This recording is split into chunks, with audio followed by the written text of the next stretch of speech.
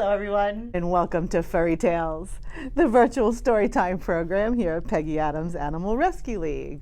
My name is Shelley, and joining to me today is Denver, who is quite a ball of energy, can be a little bit shy, but incredibly sweet. Today, the two of us would like to share with you a story called Trees Are Never Lonely. And it's written by James Church for the Palo Alto Humane Society, and they have shared it with us. So sit back and enjoy. Trees Are Never Lonely, written by James Church, illustrated by Aaron Scott, and narrated by Barb Polk, written for and published by the Palo Alto Humane Society. Trees are never lonely. Trees never want to sit down. Trees like to be where they are. They don't run around on the playground or walk home from school. They learn and listen all day long, standing still or sometimes dancing in the evening wind. But once upon a time, there was a tree that wanted to be somewhere else. "Please stay here," said the bird. "If you go away, where will I sit in the morning and sing my song?"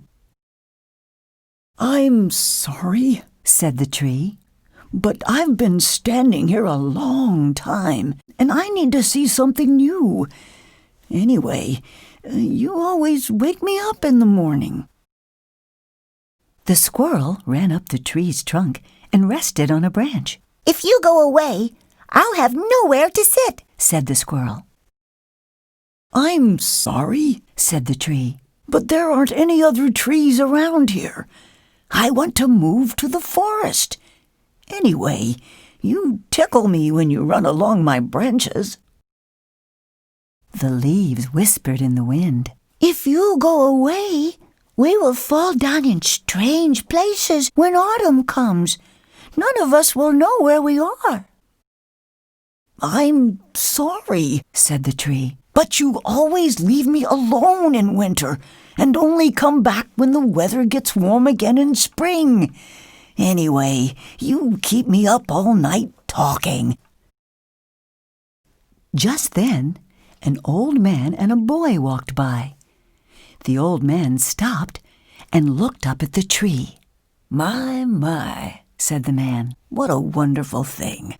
I planted this tree many years ago when I was only little. The tree was no taller than I was, and it was very skinny. Now it has grown so big and tall." The old man sat down and leaned against the tree's broad trunk. "The shade is so cool and sweet," the old man said, and turned to the boy who sat beside him. "Look around here," said the old man, and he waved his hand in every direction. "It is all different from when I grew up. All around here was all fields. There wasn't a road over there like there is now. There were no houses like that row of houses over yonder. Everything is different. Everything. But this tree. It will be here another 100 years. When you walk by with your grandson, everything may look different. The world will have changed, but there will still be this tree, green and welcoming." The bird sang a few notes. The squirrel chattered.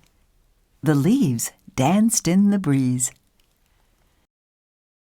The next day, the weather turned cold, and everyone knew summer was over and autumn had begun. The squirrel began to gather nuts. The bird fluffed her feathers and looked at the southern sky. The leaves began dropping off the tree. First only a few, then more and more. "Goodbye, my friends," said the tree sadly. "Will I ever see you again?"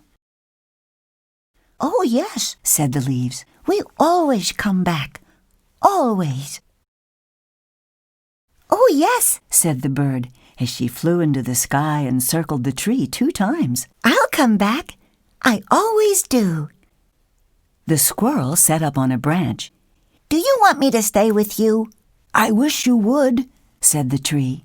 Even if I tickle you when I run along your branches? Asked the squirrel. I prefer to be tickled. Really, it's fine, said the tree.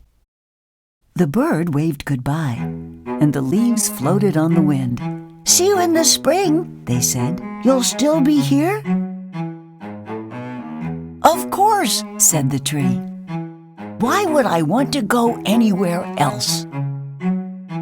The end. Now that was a beautiful story about how people, animals, and the environment are all connected. And Peggy Adams has come up with a way for you to show how you're connected with the animals in your life. We are getting ready to launch a special art contest. It's called Art from the Heart. And you can find out all about it and how to register at peggyadams.org. Until next time, thanks for joining us.